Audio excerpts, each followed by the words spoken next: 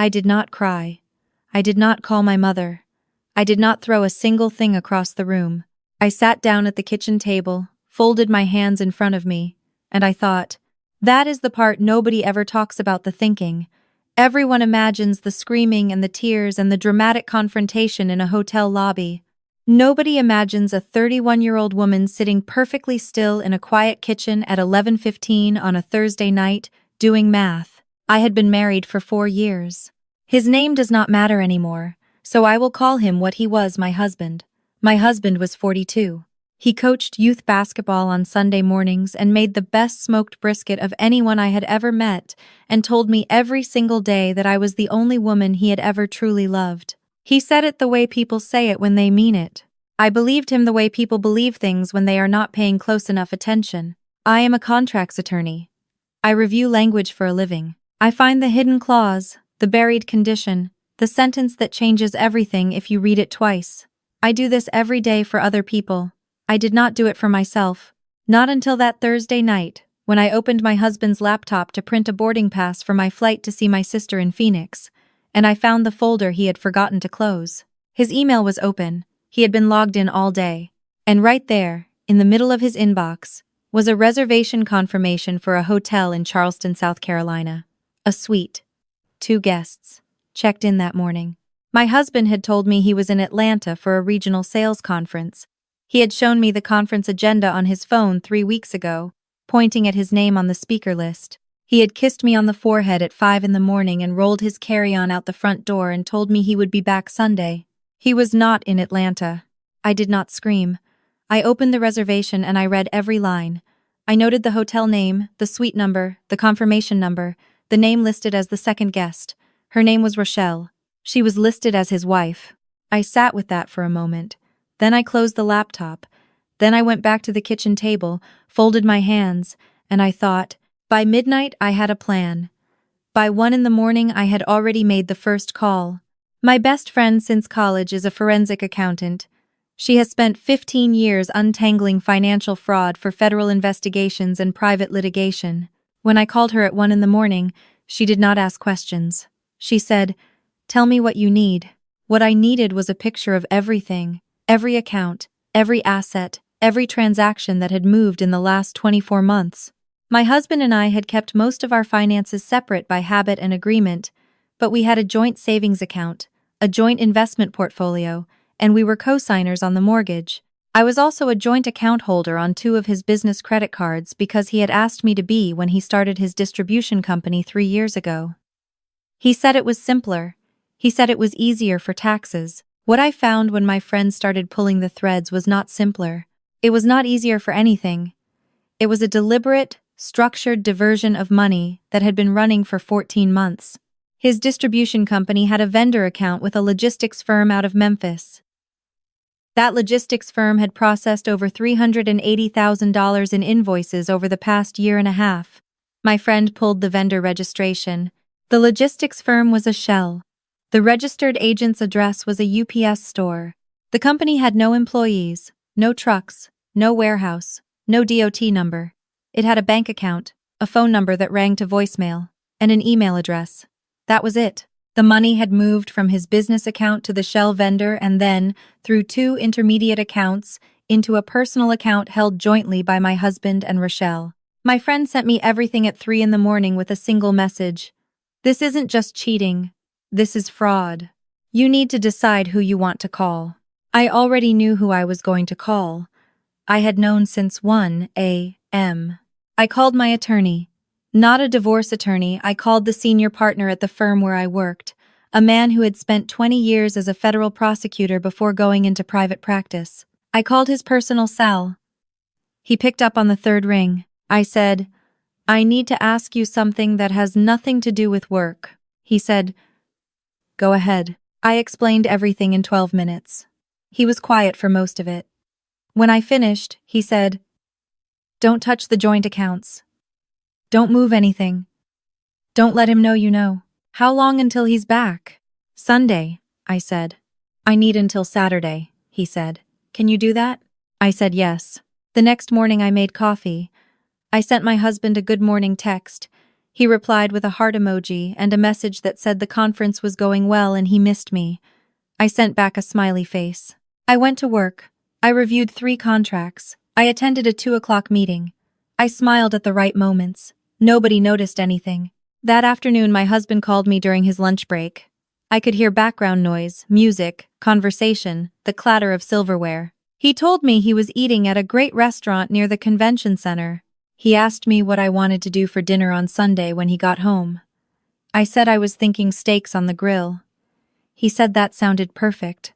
I said, I love you. He said, I love you too, baby. After I hung up, I sat in my office for 90 seconds. Then I opened my laptop and kept working. Friday was quiet. My attorney called at 6 in the evening and told me to meet him at the office Saturday morning. He said he had spoken to someone and would explain everything in person. I asked him what I needed to bring. He said, just yourself. Everything else is handled. I did not sleep well Friday night. I lay in our bed and stared at the ceiling and thought about the morning 4 years ago when my husband proposed. We were at Dolores Park in San Francisco, which was where we had our first date. He had planned nothing dramatic, no string quartet, no crowd of onlookers. He had just stopped walking and turned to face me and said, I want you to be my family. That was it. No speech, just that one sentence. I had said yes before he finished reaching into his pocket. I thought about that Saturday morning at 2 a.m., and I let myself feel all of it for exactly 1 hour. The grief and the humiliation and the specific, nauseating sadness of realizing that someone has been performing love at you for an extended period of time while meaning none of it. I let myself feel every bit of it.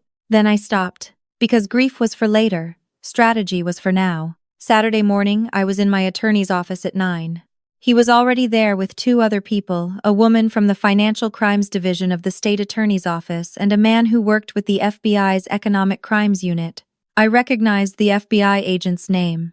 He had testified in a case I worked on 2 years earlier. My attorney said, what your husband has been doing constitutes wire fraud. The shell company, the invoice structure, the account routing, that pattern is textbook. The question is what you want to do with it. The woman from the state attorney's office said, we've been looking at a connected LLC that your husband's shell vendor has ties to. This is part of a larger pattern we've been building a case around for several months. Your cooperation and access to the documentation could be significant. I looked at the FBI agent. I said, what does cooperation look like? He said, you go home. You act normal. You let him come back Sunday. You don't confront him. You don't move money. You don't change passwords. You give us until Monday morning. I said, and the joint accounts? He has access. My attorney said, we're going to get an emergency freeze order on the joint investment portfolio this afternoon. The savings account will be flagged. If he tries to move anything over the weekend, it will trigger an alert. He can't clean it out before Monday. I said, what about the house? My attorney said, I've already contacted a real estate attorney. There's a mechanism to file a lis pendens that will protect your interest. We'll do it Monday simultaneously. I nodded. I looked at the documents spread out on the conference table. My husband's face smiled up at me from a photograph in a business filing, standing outside a building I did not recognize, his arm around a woman I now knew was Rochelle. I said, what is his exposure? The FBI agent said, wire fraud carries up to 20 years per count. We're looking at a minimum of 8 counts across the invoicing alone. There's also potential bank fraud charges depending on how the accounts were opened. I said, what about her? He said, she's a joint account holder on the receiving end of fraudulently obtained funds. She has exposure. I drove home.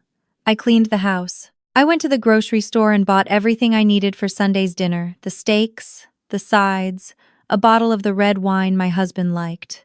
I put everything in the refrigerator. I took a long shower. I watched a movie I cannot remember. I went to sleep at 10:30. Sunday morning my husband's flight landed at 11:40. He texted me from baggage claim. He said he was exhausted and happy to be coming home. I replied that the wine was already breathing. He walked through the front door at 1:15 with his carry-on and a box of pralines from a shop in Atlanta that he always brought me when he traveled there. He set the pralines on the counter, wrapped both arms around me, and held on for a long moment. He said, I missed you so much. I said, I missed you too. I meant neither word. We had a good dinner. He told me stories from the conference presentations he had attended, a client dinner Thursday night, a golf outing Friday morning. He was detailed. He was specific. He had clearly prepared. I listened to everything and asked follow-up questions and smiled at the right moments. He opened the wine and poured 2 glasses and said we should take a weekend trip soon, maybe to the mountains before it got too cold. I said that sounded wonderful. After dinner, I washed the dishes and he sat at the kitchen island with his phone the way he always did, scrolling through something. I dried my hands and turned around and looked at him. Really looked. I tried to find the person I had married somewhere in the person sitting in front of me. I did not find him. I said I was tired and went to bed early. He said he would be up soon. I lay there in the dark and listened to the house and thought about nothing at all. Monday morning, I woke up at 6:15. My husband was still asleep. I got dressed quietly and went downstairs and made coffee and sat at the kitchen table with my hands folded in front of me. At 7:45, my phone rang. It was my attorney. He said, "They're moving now. Stay at the house." I said, "Okay." I sat there with my coffee and I waited. At 8:20, I heard my husband's phone start ringing upstairs. It rang 3 times, stopped, and rang again immediately. I heard his footsteps on the floor above me, the confused, groggy shuffle of someone being pulled out of sleep by urgency. Then the footsteps quickened. He came downstairs in a t-shirt and sweatpants, phone pressed to his ear, face changed. The ease was completely gone. He looked at me without really seeing me and walked to the window and lowered his voice. I could hear fragments. His voice was tight and careful. I heard "slow down" and "what do you mean" and "that's not possible." I heard a long silence. Then I heard him say, quietly, "Don't say anything else on the phone." He ended the call. He stood at the window for a moment with his back to me. Then he turned around and looked at me with an expression I had never seen on his face before. Something between calculation and fear. He said, "I have to make a call from my office. I'll be back down." I said, "Of course." He went upstairs. I heard his office door close. I heard the low, urgent rhythm of a conversation I could not make out. It went on for 12 minutes. Then I heard a different sound, the front doorbell. I went to the door. 2 men stood on the porch in dark jackets with credentials already extended. Behind them at the curb there were 2 vehicles. I recognized the FBI agent from Saturday's meeting. He looked at me with a small, professional nod. He said, "Is your husband home, ma'am?" I said, "He's upstairs in his office. I'll let him know you're here." I stepped back from the door and called up the stairs. I said, calmly, "There are 2 men at the door who would like to speak with you." There was a pause. Then I heard the office door open. My husband came to the top of the stairs and looked down. He saw the open front door. He saw the jackets. He saw the vehicles at the curb. Something moved across his face, a sequence of things, one after another, very quickly. Recognition, calculation, the specific understanding that there was no version of the next 60 seconds that ended in his favor. He came downstairs slowly. The FBI agent said his full name. He said he was placing him under arrest. He said the charges: wire fraud, bank fraud, conspiracy to commit financial fraud. My husband looked at me. I looked back at him. He said, "You did this." I said, "You did this." They took him out through the front door. I stood in the entryway and watched them put him in the vehicle and drive away. A third agent remained and spoke to me for about 30 minutes. Questions I had already answered Saturday. Confirmation of documents. A card with a contact number. She thanked me for my cooperation.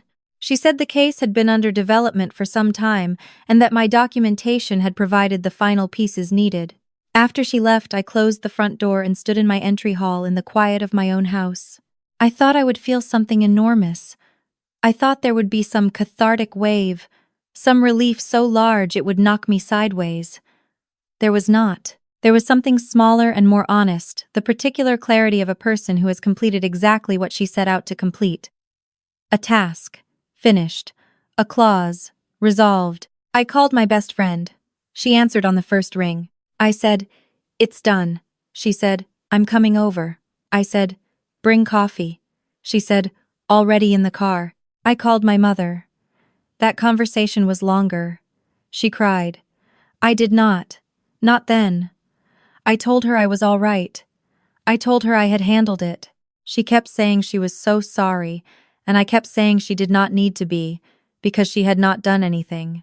The divorce proceedings were straightforward in the end. In the way that things are straightforward when one party is facing federal criminal charges and has a strong incentive to cooperate with the civil process. My husband signed everything. His attorney advised him to. The house transferred solely to my name. The joint investment portfolio was unfrozen after the court-ordered portion was set aside for the fraud recovery process, and the remainder came to me. His business assets were largely seized as proceeds of the fraud.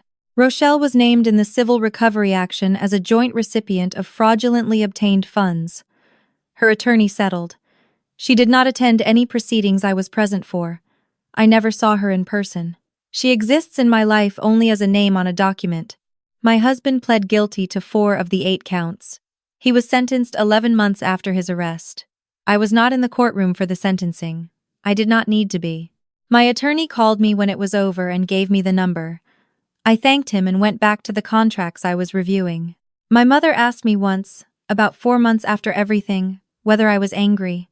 She said she worried that I was holding it all in, that the dam was going to break eventually and I should let it out. I told her I had let it out 1 hour, 3 in the morning, staring at the ceiling. I told her grief had a deadline for me because it had to. There was too much to do. She said that did not seem healthy. I said maybe not. But it was honest. What I will tell you, sitting here now on the other side of all of it, and I want to be specific because I think the specificity matters, is that the thing that saved me was not anger. Anger would have had me in that hotel in Charleston banging on a suite door at midnight. Anger would have had me calling her, texting him, sending screenshots to his mother and his business partners and everyone in his contact list. Anger would have felt like justice, but it would have been gasoline. It would have burned everything down, including the things I needed intact. What saved me was thinking, sitting still and thinking, reading every line, finding the clause, doing the math. I had spent 4 years being someone's wife. I had cooked in that kitchen and slept in that house and trusted the person who slept beside me. All of that was real. What I felt was real. What I gave was real. The fact that he was performing the whole time does not make my side of it less real. I refuse to let it. But I will also tell you this. I am not the woman I was the morning he rolled that carry-on out the front door. She was trusting in a way that did not include due diligence. She believed without verifying. She signed as joint account holder because it was simpler. She did not read the clauses in her own life. I am a contracts attorney. I read everything now. The house is quiet in a way I had forgotten houses could be quiet. I have repainted 2 rooms. I have a standing Saturday morning coffee with my best friend. I have started sleeping in the middle of the bed, which turns out to be the best possible use of a king-sized mattress and something I recommend to everyone. Last month I took a solo trip to the coast of Maine. I sat on a dock in the early morning with a cup of coffee and watched the water and thought about nothing that needed to be resolved. That was new. For a long time everything needed to be resolved. The thinking had been purposeful and urgent and tactical for so many months that sitting with no object in mind felt almost strange. But I am learning. I am learning the difference between the thinking that saves you and the thinking that imprisons you. I am learning to put things down when they are done. I am learning what it feels like to be someone who trusts herself completely, not naively, not carelessly, but the way a person trusts a structure they have tested from every angle and found to be solid. That Thursday night, at the kitchen table, I made a choice about what kind of person I was going to be on the other side of this. I decided she was going to be precise. I decided she was going to be clear-eyed. I decided she was not going to be someone who survived this. She was going to be someone who handled it. That is who I am now. I handled it. And if you are sitting somewhere right now in your own kitchen, staring at your own version of this, let me offer you what nobody offered me. Do not react. Do not perform your pain for the person who caused it. Do not give them the scene they are bracing for. Go sit down. Fold your hands. Think. Find the clause, do the math, then make the calls. You already know who to call. You have known for longer than you realize.